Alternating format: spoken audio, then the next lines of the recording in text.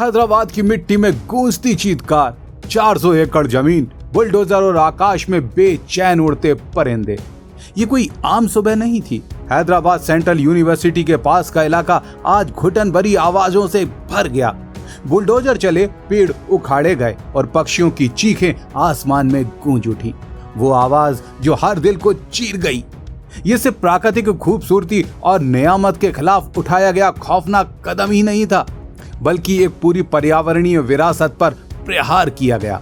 इस मनमानी के खिलाफ छात्र जागे, आम जन सक्रिय हुए, लेकिन सरकार थी जो मौन साधे दर्शकों की भांति कोने में खड़ी रही। शुक्र अदा करिएगा कि अदालत ने अपना कड़ा रुख दिखाते हुए कार्रवाई को थमने पर मजबूर कर दिया।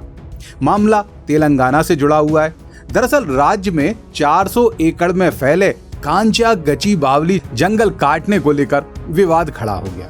ये जंगल हैदराबाद केंद्रीय विश्वविद्यालय के पास स्थित है, जिसे सरकार आईटी और इंफ्रास्ट्रक्चर के लिए उपयोग करना चाहती है। जमीन पर अपने लक्ष्य के अनुसार जब इस खूबसूरत जंगल को नष्ट करने की कोशिश शुरू की गई तो बवाल चरम पर पहुंच गया। विपक्ष का आरोप है कि कॉर्पोरेट की जमीन सुरक्षित, लेकिन शिक्षा की जमीन पर हमला किया जा रहा है। बीआरएस की एमएलसी के कविता ने भी सरकार पर निशाना साधा है। क्या ये संयोगी है कि कॉर्पोरेट सेक्टर की जमीन को हाथ तक नहीं लगाया गया, लेकिन वो कहती हैं विश्वविद्यालय की जमीन पर बुलडोजर चल गया?